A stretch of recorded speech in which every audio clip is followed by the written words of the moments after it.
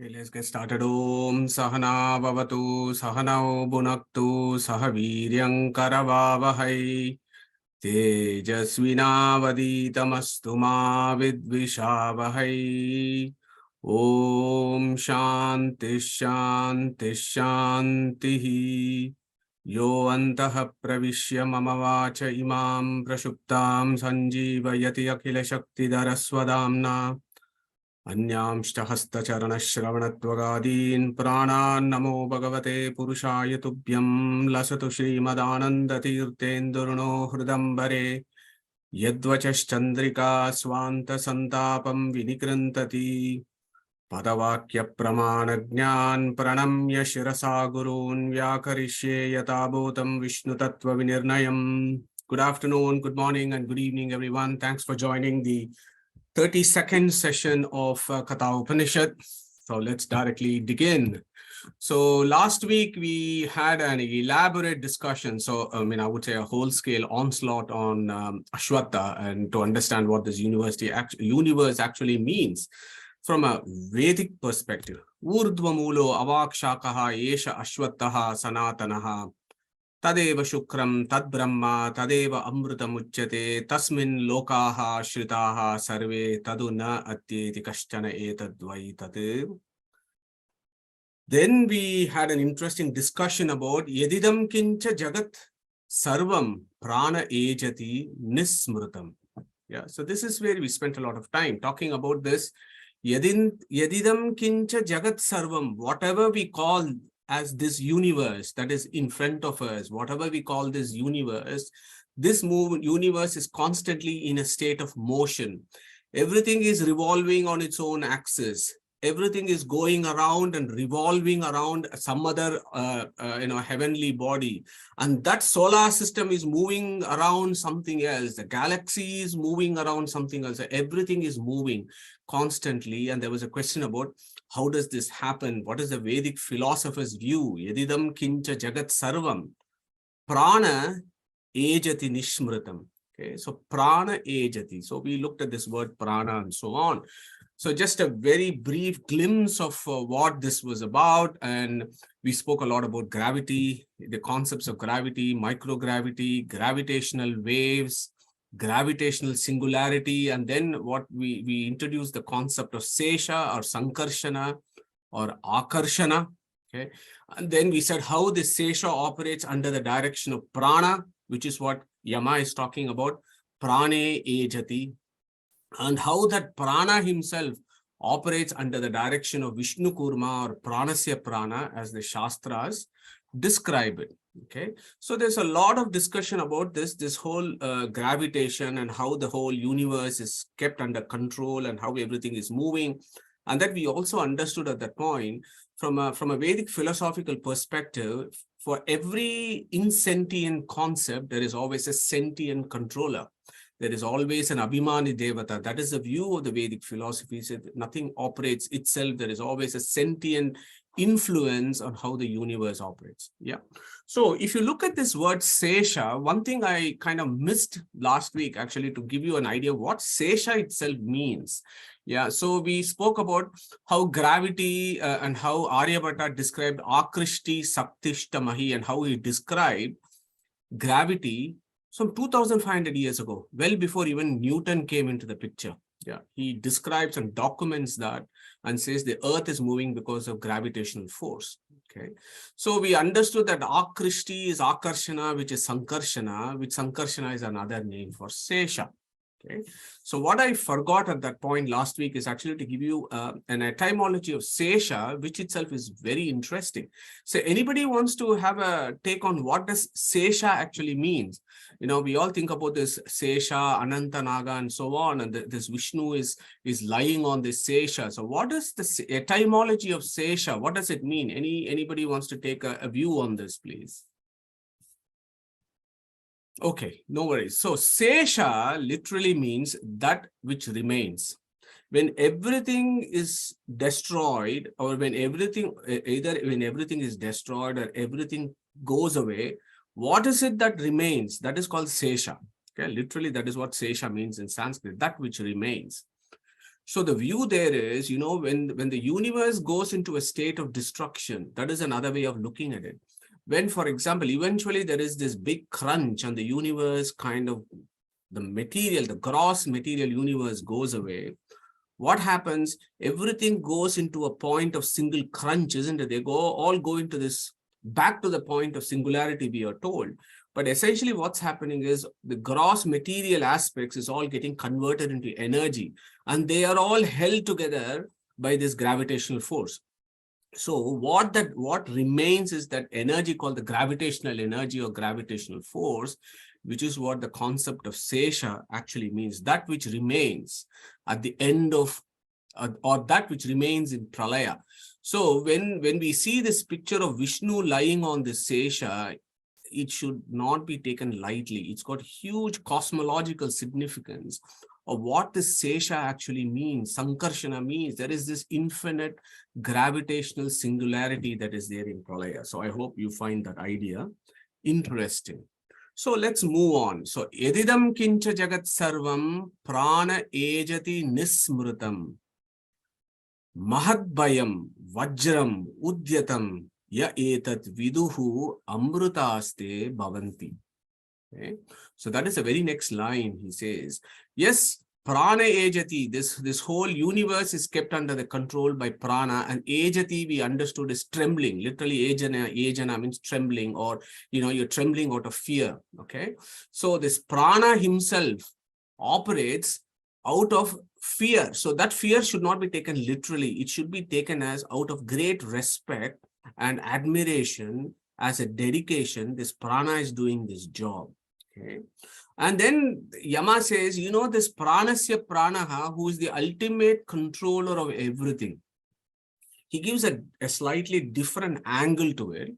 And I think I would want to spend the first half of today's session talking about this idea of the fear versus love. Yeah. So this is an interesting idea that is there in all of world religions. Yeah. So here Yama says that being, that pranasya pranaha, who ultimately controls everybody, and out of his fear that they all the Abhimani devatas are doing stuff to look after the universe, Yama defines this being as Mahadbayam. He is the most feared. Okay, that is easy. Mahadbayam, he is the most feared. To whom? So I've just put a question mark there. What do we think? He is most feared by whom? Is it by us, or is by, assuming we are all Sattvika Jivas, we fear him the most, or somebody else fears him the most? So what is the view here? Who wants to come up with some ideas here? Mahat Bayam. So he is the most feared. To whom? So you only fear if you have done something wrong. If you have done nothing wrong, you have nothing to fear. Yeah, excellent. So that's a beautiful answer, Sushruth, and that's a very practical answer. And our Vedic philosophy also takes a very practical approach on this. He is most feared only by those who have done something wrong, or who go against the constitution that he has, which is the Vedas. And it is those guys who actually fear him. Okay? So to those, the tamasics, and to some extent the rajasics, but primarily those that go against his rules of cosmic order, he is most feared. And he is a vajram udyatam, he says, Yama. To those who don't abide by the constitution dictated by the Supreme, he is the most feared. Why is he most feared? Because they know that he is vajram udyatam. Udyatam means a lightning that is fairly straight and intense. Yeah, vajram. Vajram we all know is lightning. So by the way, who is the Abhimani Devata of lightning? It's a quick quiz there. Who wants to take up this one? Indra. Thank you, Deval and Sushruth. Perfect. So Indra is, we consider as Abhimani. So, but here, yes, Indra is Abhimani of Vajra or lightning, but you lift up the philosophy further. But under whose control does Indra operate? So he is operated by Indrasya Indraha. Okay. So in that higher sense, the Supreme also is called Indra. Okay. So Yama here says he is the most feared because he is Vajram Udyatam. He is like the lightning. And I was just doing some Google search just to know what is the voltage of lightning. And I was astounded to know that it's 300 million volts or 30,000 amps is the electricity power of an average lightning. So that is amount of voltage. And we all know that no one can survive this. Yeah. So again, the example that is taken by Yama here is also seems quite relevant because nobody can survive this onslaught from a lightning, 300 million volts. So Yama says he is Mahadbayam because he is Vajram Udyatam. Okay. So now this Vajra is an interesting word. I think we need to spend a couple of minutes trying to understand what Vajra means. So he is Vajram Udyatam means this Vajra also becomes the name of the Supreme. Okay. Why? Because as we discussed, everything in Vedas is etymological. So here are the etymological meanings of what Vajra actually means. Varjati iti Vajram, that which goes everywhere. So we know that this being is omnipresent, he goes everywhere. And he particularly goes everywhere to get at the sinners. Okay, so we all know the story of Hiranyakashipu and Narasimha. So he is there everywhere and he particularly goes to hold off the sinners. So Varjati iti Vajram, Varjati, he goes everywhere. Vajagatav, again similar, goes wherever there are enemies, wherever there are sinners, here he is there. Then here is another way. Varjayati iti Vajram. Varjayati means he leaves the Satvika Jivas. He leaves them in the sense that he doesn't harm them, but he protects them. That is one meaning of Varjayati means leaving off. So he leaves the Satvika Jivas, but at the same time, he has left all defects to say that he is pure, he is abode of infinite auspicious attributes, and he is Nirdushta. Okay, so those are all the ideas that we should get when we look at Vajra. So next time, I believe the weather is going to be pretty bad for the next 2 to 3 days, particularly in the UK.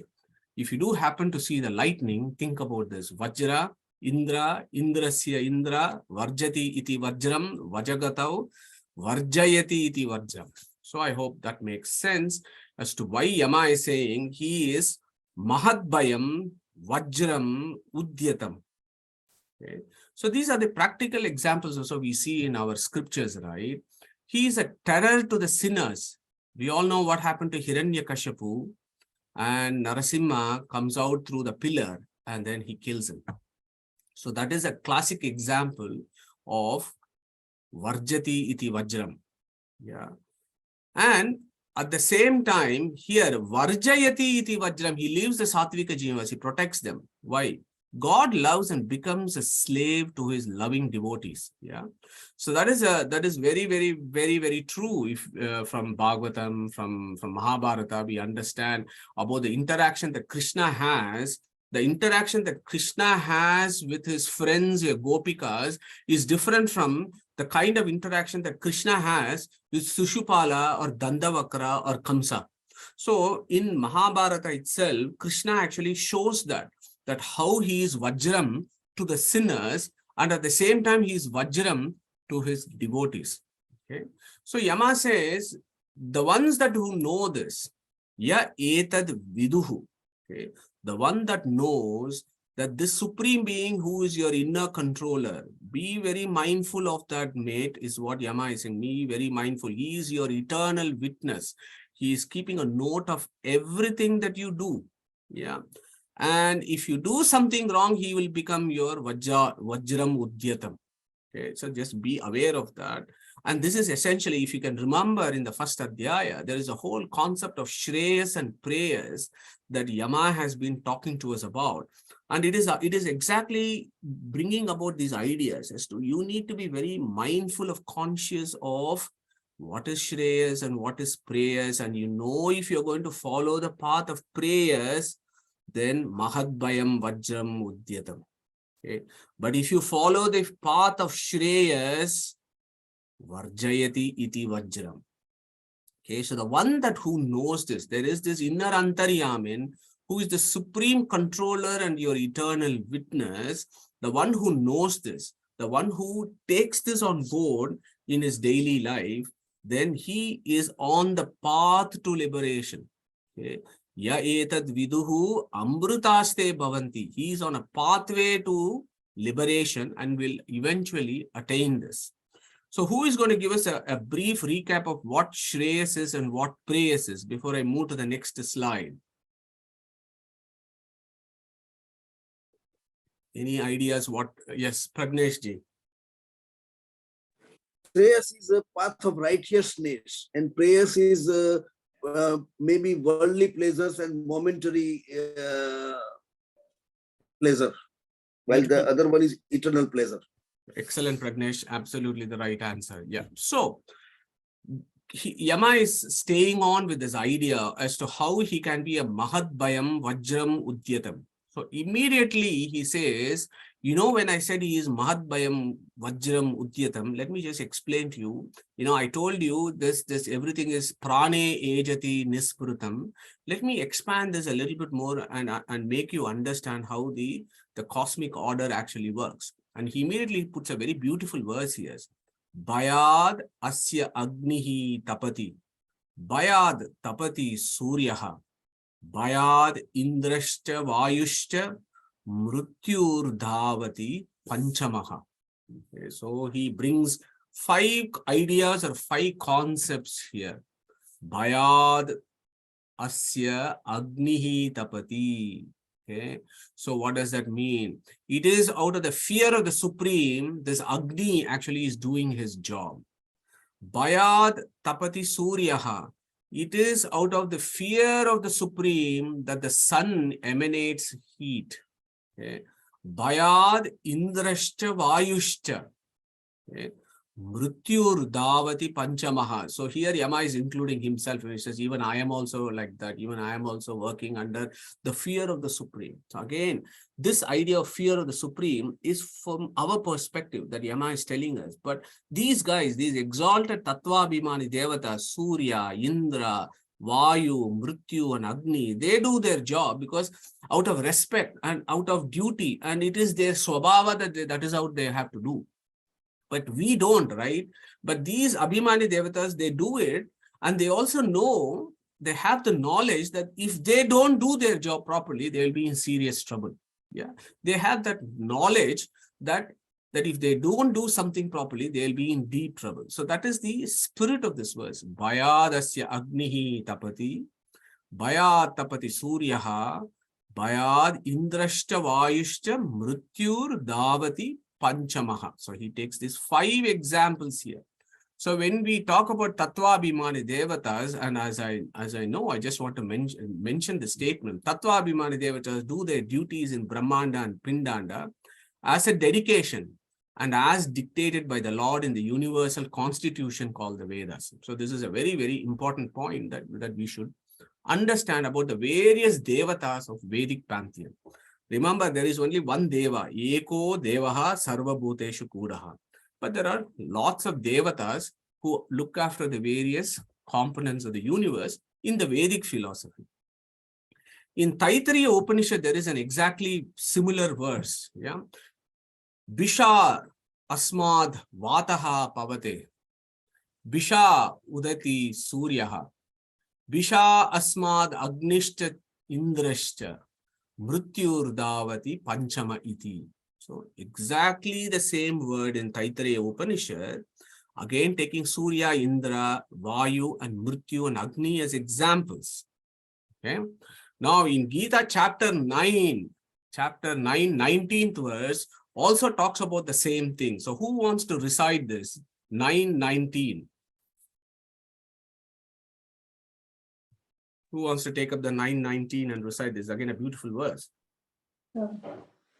Yeah, Nita, you go for it. Tapamyaham varsham nigruhnam mrityusrujami cha amrutam chaiva mrityuscha sadasachaham arjuna. So beautiful, Neetaji. Thank you so much. So in 9:19, Krishna categorically says, Tapami aham varsham. Okay, because of me, there is. So first, let's take the first word. Tapami aham aham. So tapamyaham aham means, tapami means what? The heat. Okay, tapa means heat. The heat, comes because of me, because I instruct the Agni Devata. The Agni Devata then makes the material component emanate heat. So when the tapa is included, when Krishna says tapa, we have to take two components there, Agni and Surya. They both emit heat, tapa. Okay. Varsham, Nigruhani. So Varsham means what? Rain. So he says, Krishna in this verse, he says, I bring forth the rain and I also withdraw the rain. So we know for rain, you need two things. Of course, you need clouds. And for clouds to happen, you need the sun. Yeah. So Surya and Indra are included when Krishna says Varsham. Okay. Then he says Amrutam cha eva. Amrutam means, again, in the Upanishads, particularly in Ishavasya Upanishad, and we were dealing with this morning. So Ishavasya Upanishad, the last verse of the Ishavasya Upanishad says, Vayur Anilam Amrutam. Okay. So when Krishna says Amrutam, that means Vayu. Okay. So look at the Samanvaya. Every scripture is talking about the same thing. And I've told you many times, when you look for Kata, when you see a verse in Kata Upanishad, search for a verse in Gita because it will be there. Okay. So this is that verse. So Amrutam there means Vayu. Then of course Mrityumshta. So Mrityu is our Yama. Okay. So all these guys operate under the direction of the Supreme. If these exalted Abhimani Devatas themselves operate out of the fear of the Supreme, what to say about, mere jivas like us? How are we supposed to conduct our affairs in this universe? Something for us to think about. And again, in the first Adhyaya, there is another beautiful verse. I like this verse and I just wanted to bring this here in Kata Upanishad. What did Yama say? Yasya brahma cha kshatram cha ube bhavata odanaham mrityurasya upasechanam ka itta veda yatra saha. So here in this verse, Yama said, look, when a banana leaf, various food items are being served, this Brahma and Kshatrā. Kshatrā means Indra. Brahma means Chaturmukha Brahma. They are all like one morsel of food for this Devata, this Deva who's sitting there and eating them in Pralaya. Mrityu, me, I am just a pickle. I am nobody in this equation. He says, I am just like a pickle, and Brahma and Kshatrā are like only small morsel of food, is how metaphorically Yama actually explains his position in the cosmic order, that he is, yes, we consider him as big because he actually decides our destiny of souls, right? When we shed this gross body and we go to Yamaloka, he is the chap who's going to decide what's going to happen to us. He is such a big guy, but he himself says, I am just a pickle for the Supreme. And why? And then that here in this verse, he says, I am doing these jobs to fix up the destiny of the souls, because it is not only my duty, but Bhayad Mrityur Davati. Okay, it is out of the fear of the Supreme. What is that fear? If I don't do my job properly, I'll be in deep trouble. But nevertheless, Yama is an Aparoksha Jnani. He will never go outside what his purview or what his job is. He will always be conducting things within his limits. But he knows that if he does not do the job properly, he is in deep trouble. Okay, so this particular verse, this is where I want to pause for a couple of minutes, because it's an interesting place to pause and reflect. Okay. On the one hand, Yama in Adhyaya 1 and also in the first Valli and the second Valli of Adhyaya 2, he is praised so much about the greatness of the Supreme and how you need to develop this love of the Supreme. And then in these verses, he says, but all these exalted Tattvabhimani Devatas are operating out of kind of fear of God. Okay, so I've just put these two ideas, which is quite relevant. It is quite a key concept. Fear of God versus the love of God. Okay? And this is in all of world religions. These ideas of fear of God versus the love of God, and how do we approach this, is in all world philosophies and religions. Yeah, particularly the ones that are theistic religions. Forget about the ones that don't consider the existence of God and the ones that think they themselves are God. There is no point in discussing fear of God or love of God with those who think themselves as God, or who are atheists and who deny the existence of God. The concept of fear of God or the love of God is relevant only to those world philosophies that have a theistic view of existence. Okay, so that is the first point there. So now what is the idea here? Fear of God versus the love of God. So one or the other is preferred. I've just got a multiple choice question. I want you to think about it and we'll have an interactive discussion. Is one preferred over the other, or both required, or one should eventually lead to the other? Yeah? Fear of God versus love of God. So who wants to take up this discussion? Who wants to start off? I feel it's 2 and 3, Mother. Yeah. Because both is required, because when the children are small or we were small, we were put fear in the mind that we have to be disciplined, because otherwise God will be angry or sad or anything like that. So we were scared of God. Then as it leads us, but it has to lead us to the other as well, to love of God. Then once we grew, we knew, because God loves us, and that comes as your experience in your life. So God always loves us, so we love him back. Or we love him and he loves us back. In one leads to the other as well.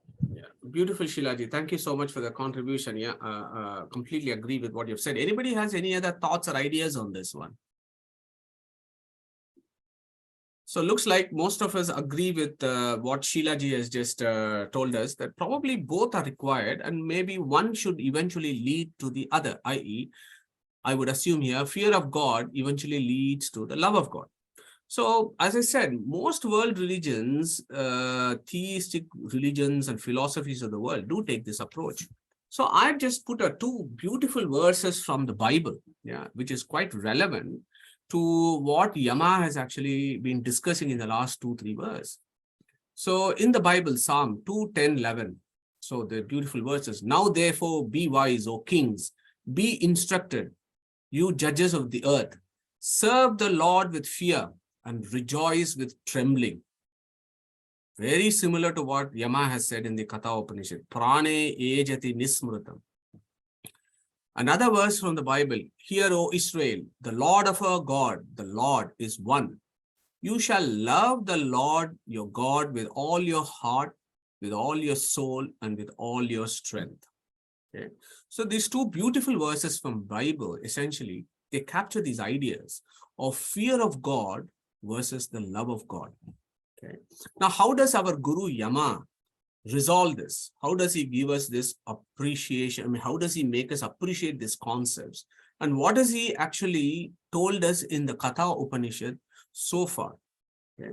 So Yama's answer to this, whether fear is required or love is required or both, or one should lead to the other, Yama's answer is very clear. And he says, fear can motivate souls like us to move in the right direction. So Shilaji was mentioning that. And Prajnesh very nicely gave us a definition of what that Shreyas is. Yeah. So that is what the fear should prompt us to do, because this Brahman is our Antaryaman, and he is sitting inside us as our eternal witness.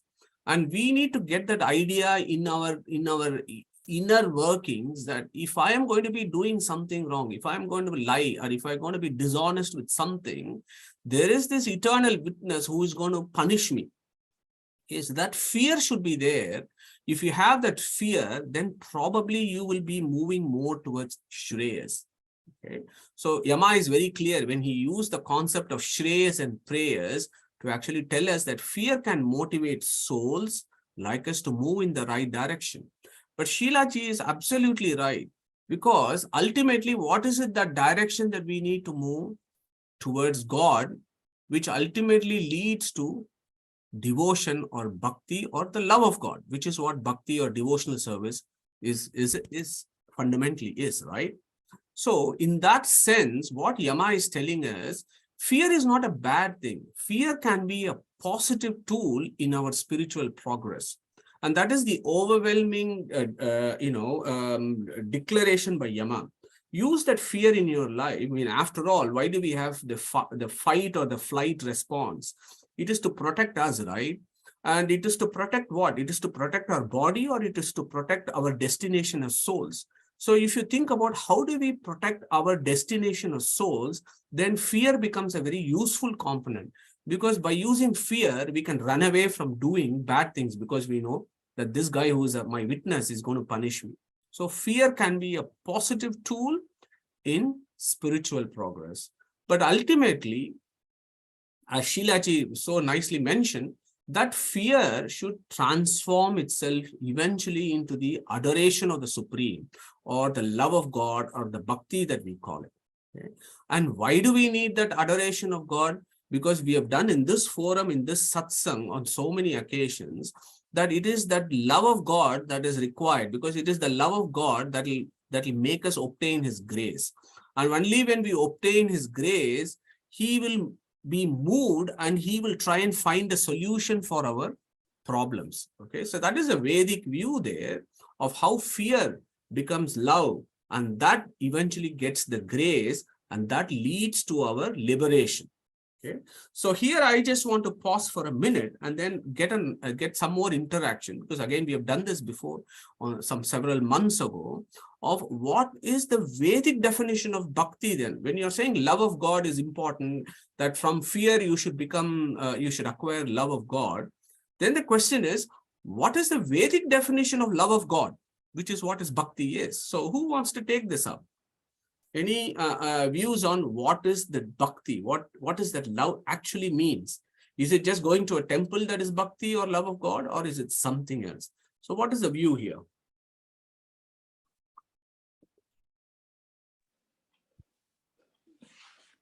Yeah, Neeta, go. Yeah, Neeta.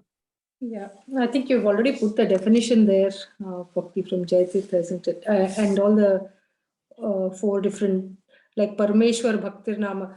I'll just start from here. Swa Atma Atmiya Samasta Vastubhyo means beyond the self or anyone near and dear and any things that we possess, and understanding that Parameshwara is Gunapurna, in all the qualities of Bhagwanta, that we have to remember that, and he is the one who protects us and saves us. And so the eightfold dispensation that he has, and continuous, then, and the last bit is Nirantara Prema Pravaha, so that it's there all the time from us. So there's 3 or 4 points that are covered in this particular shloka. Wonderful, Neetaji. Excellent, excellent. So Pragnesh, you had raised your hands. Just to say that there are 2, I think maybe I'm not 100% sure, but in Srimad Bhagavatam it is said that bhakti has 2 children, Gyan and Vairagya. And then we have got in the 9 steps to bhakti, there is a Dasya Bhakti and Shakya Bhakti, the examples being of Mirabai and Radha or Sudama. So these are the examples I had in mind. Thank you. Yeah, very nice, Pragnesh. A great idea about Jnana Bhakti and Vairagya. Beautiful. So Parameshwara Bhakti, now let's go through this verse, which is the classic definition of what bhakti actually means. Neetaji captured all the points. Parameshwara Bhakti Nama Niravadika Ananta Anavadya Kalyana Gunatva Jnana Purvakaha Swatma Atmiya Samasta Vastubhyo Api Ananta Gunadiko Antaraya Sahasrena Api Aprati Baddaha Nirantara Prema Pravaha. So what the Jayatirtha gives is it's an amazing definition, but I don't think any of us actually do it. I don't do it, I'll be honest. It's such a high level of love of God that is being expected here, that are we really fulfilling that? I'm not sure. So number 1, he says Nirantara Pravaha. You constantly have that admiration and adoration 24/7, which we don't. Okay, then here Swatma Atmiya Samasta Vastubhyo. This continuous love of God should be more than the love of yourself, the love of your kith and skin, and the love of your property. So these are the 3 other things. So your love should be continuous, and it should be beyond these 3 of loving yourself, you're loving your kins and friends, etc., and loving your possessions. It should be beyond these 3. And that love should be a maturation of the idea of the Supreme as an abode of infinite auspicious attributes and without any defects. Okay, so that is a classic definition of bhakti, where our love of the Supreme, which eventually will blossom out of the initial ideas of fear, that has to be a continuous flow, but it should be beyond ourselves, our kith and kin, and our properties, and all our acquisitions. So we just need to reflect ourselves. Are we following any of this, or even one or two of this? But the classic definition is we should be beyond all these three loves that we have in our mundane existence. So that is the highest calling of bhakti, but I'm not sure whether we are in that, but that is what the Shastras are telling us. If you do that, then you will get his grace. Okay. So I hope you find this slide interesting, because most theistic philosophies of the world, they talk the same thing, fear of God versus the love of God. Okay. So our friend Yama, our Guru Yama then carries on in the next verse. He says, Ihached ashakat bodhum prak sharirasya vishrasaha tataha sargeshu lokeshu shariratvaya kalpate. Okay, so this verse is an amazing verse because it gives you a new idea. Okay, this is something that I have not had the opportunity to discuss in this forum. But this last word, Shariratwaya kalpate, tataha sargeshu lokeshu Shariratwaya kalpate, is an amazing line. To understand this, we need to dissect out the first line, which is what I intend to do today. So, ihached ashakat bodhum. So, the previously I said you need to have the love. You start off with the fear of God, then that matures into the love of God, and that love of God eventually will get you onto his grace. Okay. So that whole process, then the question is, when do you do this? Okay. So Yama says, don't postpone this. That's what Yama is telling Nachiketa. Don't postpone this, mate. Ihached. When you have this human body, iha means now. When you have this human body, ched ashakat bodhum. So that's a complicated word. We will just say ched, ashakat, and bodhum. Those are the three words, and I've just given you an idea of them. Is able to comprehend or gain knowledge of the Supreme Being. Okay. So when you have this human body, iha ched ashakat bodhum. When you have this human body, when you have this sadhana sharira, when you are able to comprehend and gain the knowledge of the Supreme, Prak sharirasya vishrasaha. Vishrasaha means we have done this before. Asya vishram samanasya sharirastasya dehinaha dehat vimuchyamanasya kimmatra parishishyate etadvaitate. You remember that one where we discussed various coverings of the jivas. Yeah. So that is a similar idea here. Prak sharirasya vishrasaha. Before you shed this gross body. Okay, so he says, when you have this sadhana sharira, when you have an opportunity to comprehend or gain the knowledge of the Supreme, before you shed this body, you should do this, mate.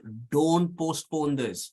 This is what we all do in our daily mundane lives, that we have been postponing it. There are some folks we will say, oh, let me retire and then I'll have more time and I'll do these kind of studies at that point.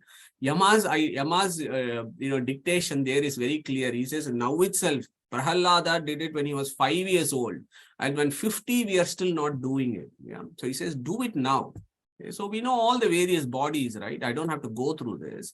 Stula Sharira, Sukshma Sharira, Linga Sharira, and then you have the Jiva Swarupa. So this is important. The idea is here because the next verse is talking about this. So the Sukshma, Stula Sharira currently is our body, the human body. And the Sukshma Sharira, you know, the subtle body, mind, prana. Then the Linga Sharira, you know, is the Anandamaya Kosha. So go back to those slides and revise. So here is a question here. And the ideas is quite interesting. But why do we have to do sadhana when we have this human body? Why not wait for future births and postpone our sadhana and have fun now? What is the urgency? Okay. So I put 3 questions here to just open up some discussion. Yeah. So why do we have to do it now? Why not we postpone? Because to be honest, the Catholicism until the 6th century, okay, until the 6th century, Catholicism used to believe in reincarnation of jivas coming back again to carry on doing their sadhanas.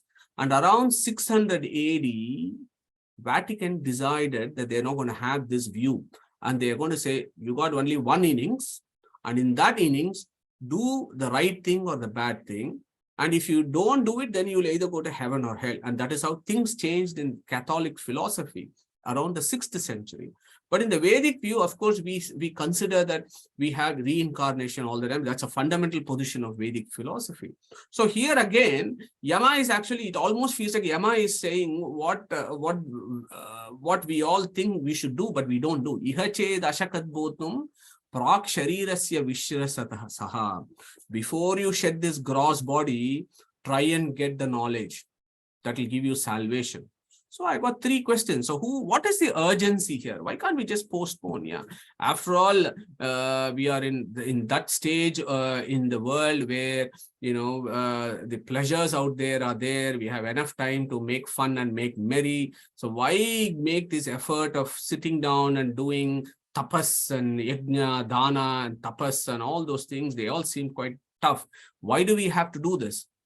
What is it that Yama is getting us here? Any takers for this? Yes, I'll try. Oh, sorry, Shilaji, please go ahead. No, Nita, you please continue. So yeah, Nita, you go first, and Shilaji will come next. Yeah. Okay. I was just thinking we may not have another chance, and we don't know what will happen in the next Janma, whether we will have this human body or not, because we need this to understand about Brahman. That's one. Yeah. So we can only do it when we have a human body, and if we don't follow the path of Shreyas, it's possible that our next Janma may not be as a human. So then we would have lost our chance. Wonderful, Nita ji. Sheila ji, what is your view here? And it's the same as Sushruti said. Thank you, Sheila ji. Yeah, As Deval. if it's Sorry? done when you are a child, if it starts, the bhakti starts when you are in a small age, when your mind is very supple, it can just go on doing it and continue to wherever we have to continue. Yeah, very nice, excellent. Deval ji. Just to take Shushrut's point further, the difference is that the capacity to have discriminatory knowledge is only there in human birth.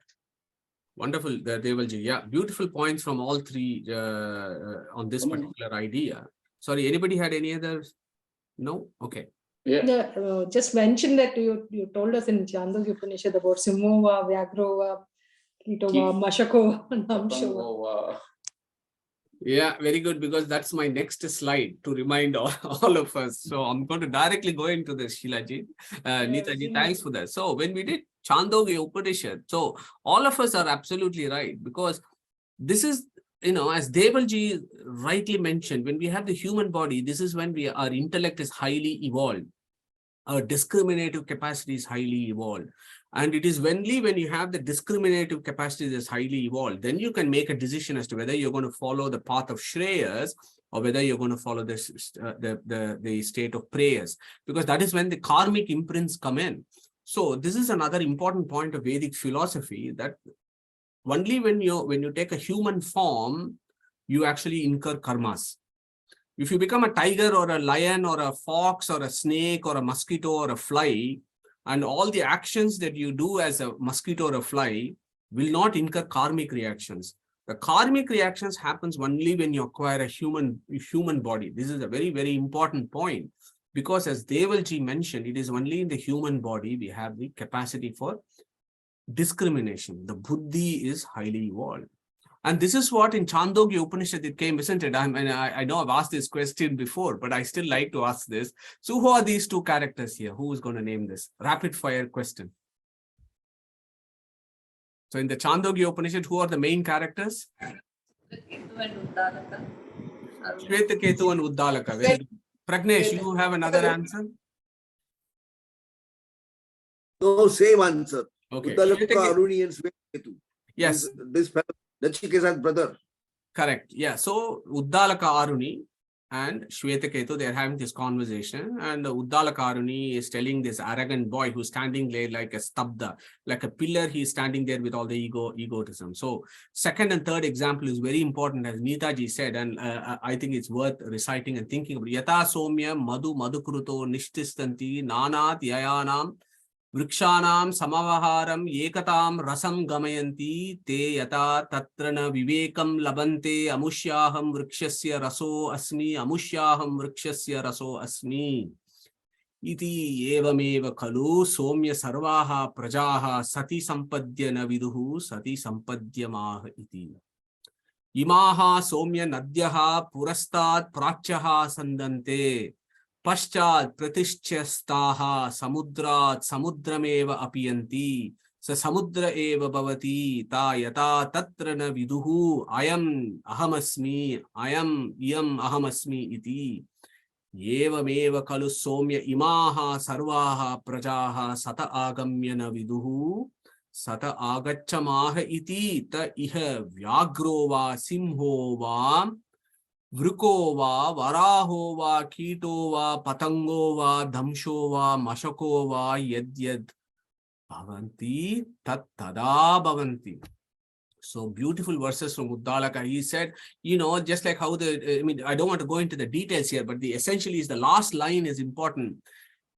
Somya imaha sarvaha prajaha sati sampadya naviduhu sati sampadyamaha iti. So if we as souls don't realize that we have come from this Brahman and our destination is eventually to go back to Brahman, and if we don't gain the knowledge of the methods to go back to Brahman, and if we waste this human life doing nothing but just going to the movies, going to parties, going for social evenings, and we are not doing what is most important for us as carriers of souls, is to actually find our destination, then Uddalaka says, the folks that are born as tigers, lions, fox, boars, earthworm, mosquitoes, houseflies, etc., is because they have wasted that opportunity when they had the human form.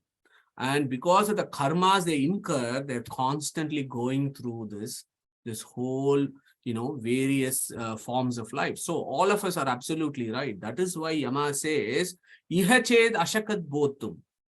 Nita Sushrut. So I just had a doubt, Madhu.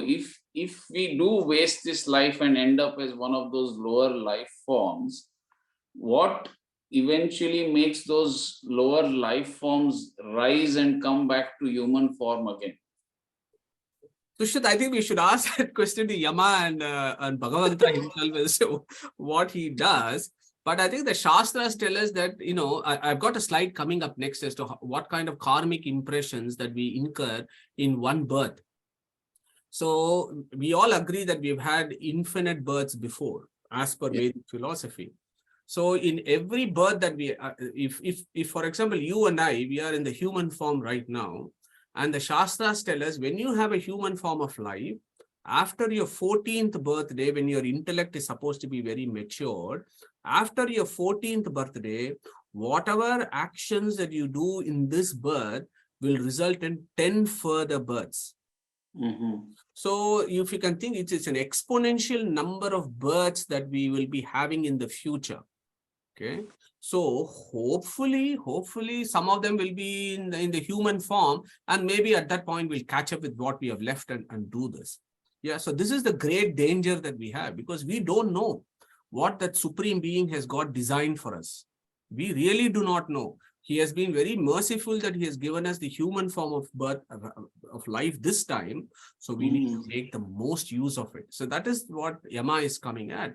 And then what Yama says is, if you do that, if you actually make the best use of your life, your human form of life, it is possible that maybe in this birth or at some point in the future, Sushrut, that you will be able to attain liberation. So we know all this journey of souls in our fingertips now. Birth is the acquisition of Sukshma and Stula Shariras at the point of creation. And then when we are in samsara, we shed the Stula Sharira and acquire a new Sharira, and then we go around. So we reach a point where we don't acquire any more Stula Shariras. All that we have is the Linga Sharira. And then eventually we shed our linga sharira and then we cross over to the state of liberation. So this we know is, which we are all quite familiar with. Okay. So here note, our Guru Yama is putting some very important words. He puts sargeshu. Okay. And then sharirattvaya kalpate. Okay. So sharirattvaya kalpate. This is important because in this slide we said this jiva has got 4 coverings, right? Stula Sharira, Sukshma Sharira, Linga Sharira. So it has got 3 material bodies. And then the Jiva Swarupa itself is the 4th body. So we have 4 bodies. Yeah, that is something that we need to remember. Because if we can hold on to that idea, then this line makes sense. Tataga Sargeshu Lokeshu Sharirattvaya Kalpate. So what does Sharirattvaya Kalpate? Kalpate means becomes. Okay. So this jiva becomes its body. In the sense, sharirattvaya kalpate, the jiva itself becomes its body. Okay. It doesn't need an external body like linga sharira or sukshma sharira or stula sharira. So that is the grand idea of Yama. You have to become your own body. You should stop depending on linga sharira, sukshma sharira and stula sharira. You should become your own body. So that is what is sharirattvaya kalpate means. Okay. So now Yama is giving an entirely new idea here, which is my main intentions for today, the grand vision of the Vedic philosophy. Tataga sargeshu lokeshu. So then Yama says, when is it that you will become your own? When is it that you become your pristine Jiva Swarupa itself? We all know that we shed the Linga Sharira in Viraja Nadi and then we cross over to the transempirical and stuff like that.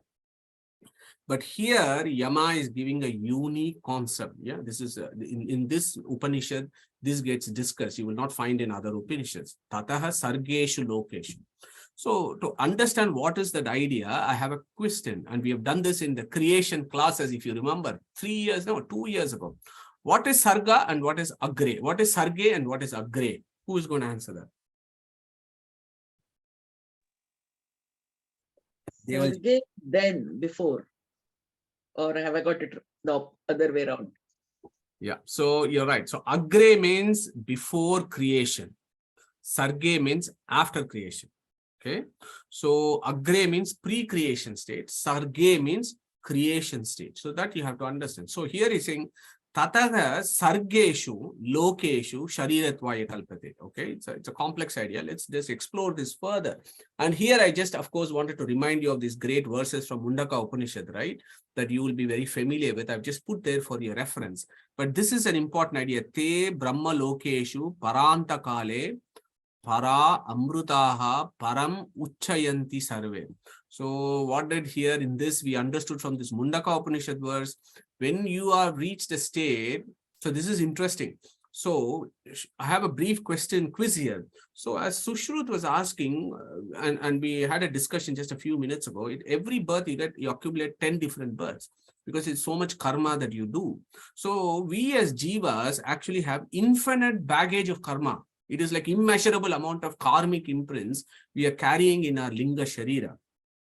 Okay. So if that is the case, so my rapid fire question is, how is it possible for us to shed all this karma? That means we must be having infinite number of lives in the future to be able to exhaust all the karmic imprints. So how does the Vedic philosophy provide a solution for that? So who wants to take that up? If we have infinite imprints of karmas, how does it go away? Who wants to take this one? Yeah, So you should go for it. Yeah, the only way is to get aparoksha jnana by his grace. And then what happens? Then it burns away all the karmas except the prarabdha karmas, and then you have to be born till you exhaust those karmas.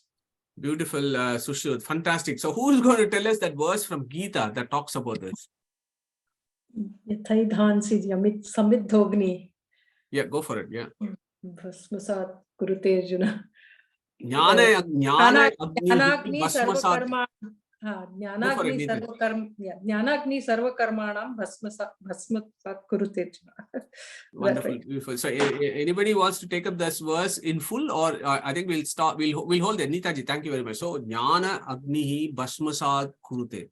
Jnana Agni, the fire of knowledge, will burn all the karmas. So, what is that fire of knowledge? Not just Paroksha Jnana, reading a book. No.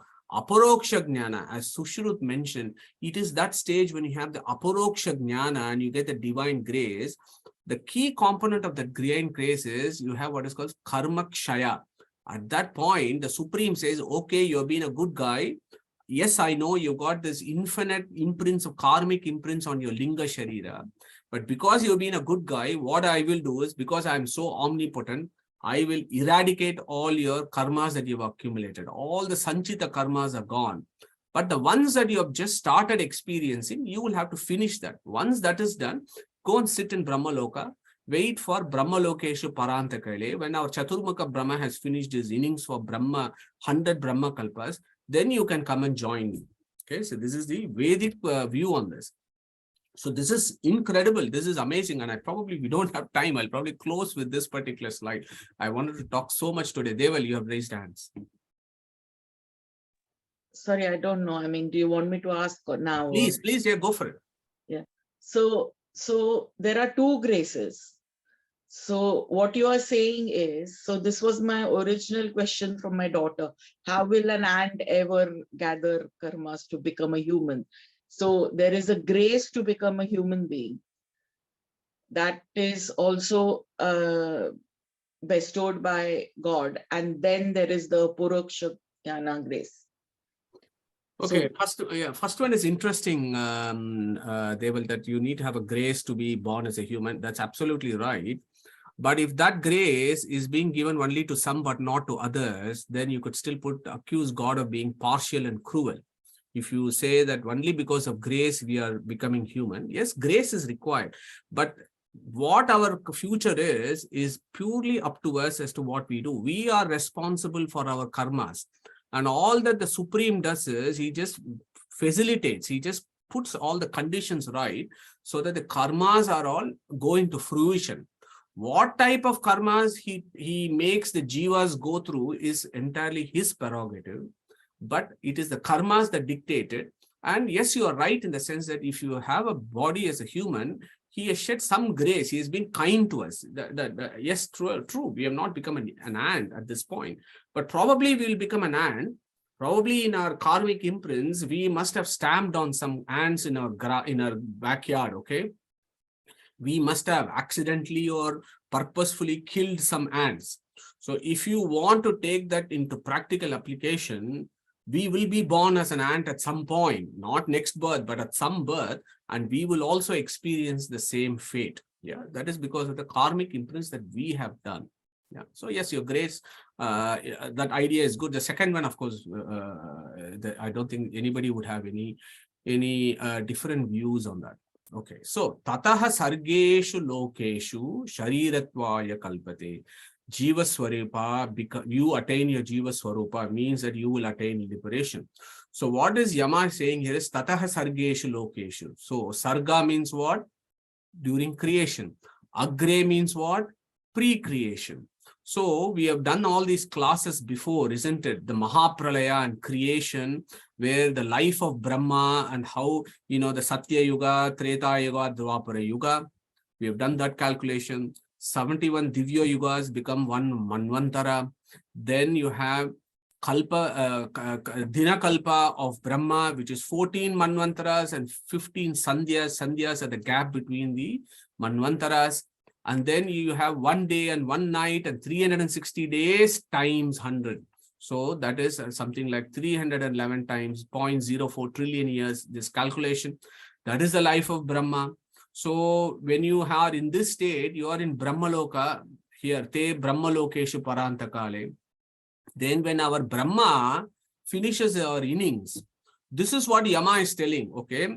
So don't challenge me on this. This is Yama's view about the time scales that is involved here, which I think is interesting.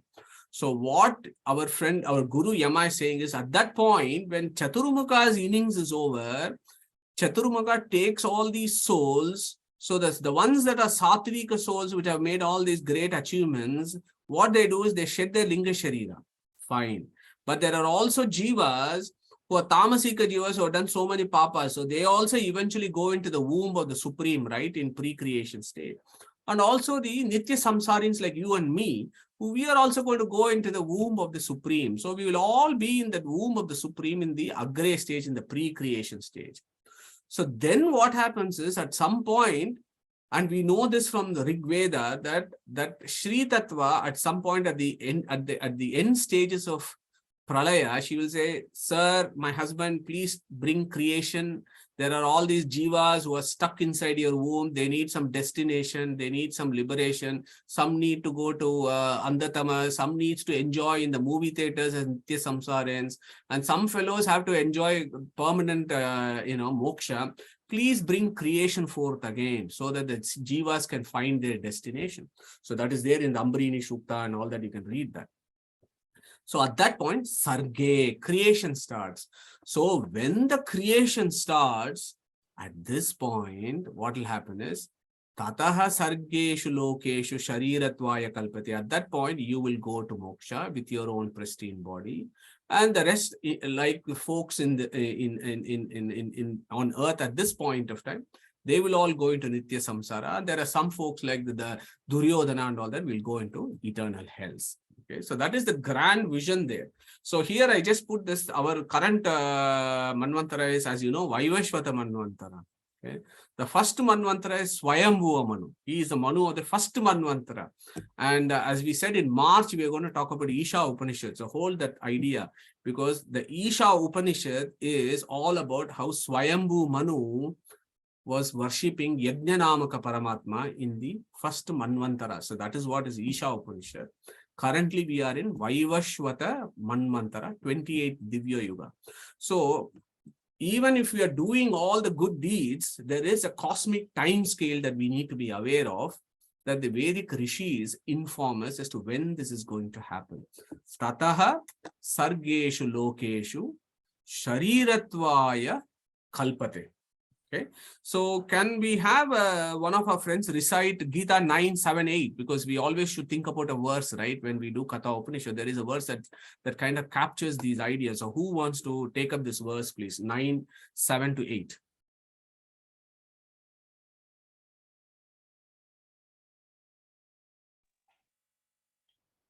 Shall I read, Madhu? Okay, so Sheila ji 7 and Neeta ji 8 then, please. Thank you. Great. Thank you. Sarvabhutani kaunteya Timyanti mamikam kalpakshaye punasthani kalpadav visrajamyaham. Prakritim swamupishtabhya avashtabhya visrajami punah punaha bhutagramamimam kritsnam avasham prakritir vashat. Beautiful. So that is the grand visions of the universe. So if some of us think that we will immediately, instantly go to moksha, it might happen to some, we don't know. But the majority of us have to go through these cycles, I'm afraid. But that doesn't mean we should not do an effort in this life. Okay. So I just want to finish today's session with this brief recapitulation of the karmas that Sushruti so nicely mentioned that. So, but we need to be aware of all these karmas and how to get rid of this, because this is the essential fundamentals of Sanatana Dharma. Okay. So as I said, you have the jiva, inside the diva is the antaryami. The jiva has a linga sharira, and the jiva always has linga sharira. Okay, this is another Vedic view. There was never a point where the jiva did not have a linga sharira. Okay, so the linga sharira has always been with it. It is anadi, okay, along with the jiva. But at some point, it gets destroyed. That is around liberation. Okay, so hold on to that. Nitya, Anitya, Anadi, Sadi, these are all ideas of Vedic philosophy. So you have all these. So you have Jiva, Linga Sharira, Sukshma Sharira, and Stula Sharira. The karmic imprints are on the Linga Sharira. So what are these various karmic imprints? Our Shastras describe this as an archer who has got this bag here with arrows. So all the karmas that we have done in our previous lives, we have made these imprints, right? So these imprints form the Sanchita karma. All the accumulated karmas of all your past lives is the Sanchita karma. Now, in this life, you and I, we have come as humans. After 14 years, whatever we do is the Kriyamana karma. Okay? And then here is an interesting idea of what is called Prarabdha karma. What technically Prarabdha karma is. Prarabdha karma is when once this archer has released this arrow, the arrow has now started moving. That moving arrow is the Prarabdha karma, and there is no way of eradicating the Prarabdha karma. But Jnana Agnini Bhashmasat Kurute, what does it do? Jnana Agnini removes only Sanchita karma. The Prarabdha karma that is already left, that is already in action, will have to be completed. So this is where the idea of destiny and fate comes in. Okay, destiny, is this our destiny? Is this fate? And all that we talk about. So here is what this is. Handful of Sanchita karma that has come into fruition in this lifetime. This is what we call as destiny, yeah, in common parlance. But we need to understand from a Vedic philosophy what that means. What is the Prarabdha karma? Okay. And here is another important idea. The Supreme takes note of the thoughts in our minds. Okay. We do not get any results of action performed in your dreams or physical action. So this is also important. When your dreams, you might be doing all sorts of nasty stuff. For that, you are not going to get any karmic imprints. And also physical action, without your involuntarily, you may be doing all sorts of stupid things. That also does not give you karmic imprints. The karmic imprints is in your thought, not in your speech or in your action, but in your thoughts. What are you thinking? Yeah. That action that is going on is what becomes the karmic imprints. Okay, so that is a key idea of karma. Yeah, so the karmic imprints are on subtle body, and as I told you, it takes 10 future births for an individual to work out the amount of karma accumulated by him or her from the 14th year of life. Okay. So the grand idea there is the bag of karma we have accumulated in innumerable previous life is immeasurable. So how we possibly remove all this karma to achieve a state? We have discussed this before. And as Sushrut mentioned, we need to reach a state in our spiritual evolution where we are actually able to move the Supreme and he is able to shed this grace. And he is able to give his darshan, where? Not in a temple, but inside you. Okay, this is another point. Yes, we can go to temples, but eventually it is the inner journey that really matters. Yeah. So unless we see him, we cannot obtain his grace and avoid rebirth. Okay. So what is this vision of Antaryamin called? What happens to karma at this point and so on? So what Yama is going to do is, now that we all know what is this series of steps and how you become Sharirattvaya kalpate. To achieve that Sharirattvaya kalpate, you need to have Aparoksha Jnana. So then he goes into a discussion as to what is this Aparoksha Jnana? How does it work? Do all jivas have similar kind of Aparoksha Jnana? Or, do Rishis, Gandharvas, Pitrus, Chaturmukha Brahma, or their Aparoksha Jnana different from yours and mine? So these are all some very interesting conversation that Yama is going to be having, where he says, Yata adarshe tata atmani, yata swapne tata pitruloke, yata apsu pari iva drishe tata gandharva loke, chaya tapo riva brahmaloke. And he goes on, he takes us through this philosophy of Aparoksha Jnana. So we will do that next week. Okay, and I'll close my session today on this note. Krishna Pranamastu. And then what we will plan to do is, after next week, end of the month, I think we should have our Gita Jayanti, not Gita Jayanti, our Gita classes. Pavanji from the US was planning to do chapter 16, but we had to hold it because we had Gita Jayanti celebration. So let me go back to Pavan and ask him whether he is free to do chapter 16 end of January. So next week, we'll catch up talking about all things about Aparoksha Jnana. Okay, there's beautiful verses there, linking up with Purusha Shukta and so on. So I hope you will join me for the next session. to have a whole scale discussion of what this aparoksha jnana or actually is, and what are all the things that we should know and do to reach that aparoksha jnana, and how Devata Taratamya becomes important as per Yama, and how the worship of Tattva Abhimani Devatas is critical according to Yama. Yeah, so we are doing Kata Upanishad, right? And how worshipping Devata Parivara is very important before we approach the Supreme. All these ideas are captured by Yama in Kata Upanishad in the next week. Okay, Krishna Pranamastu. Any questions we can discuss, but I think we had a fantastic interactive session already.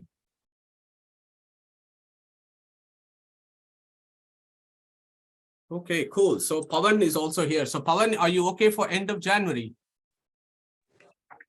Yeah, Madhu, I'm good. Okay, fantastic. So I think you got your group already fixed, right? So let me know if there's anything, or either me or Harish or one of us can facilitate and help you out with this. Okay. Sure. Yeah. Thanks, Pavan. Harish, do you want to take us through Om Chintana, and we'll close today's session, please? Sure.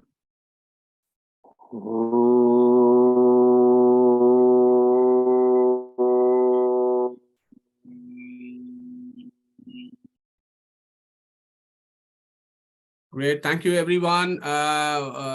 Excellent session today again. So we'll catch up next week, and stay safe and enjoy the rest of the week. Hare Krishna. Thank you. Hare Krishna.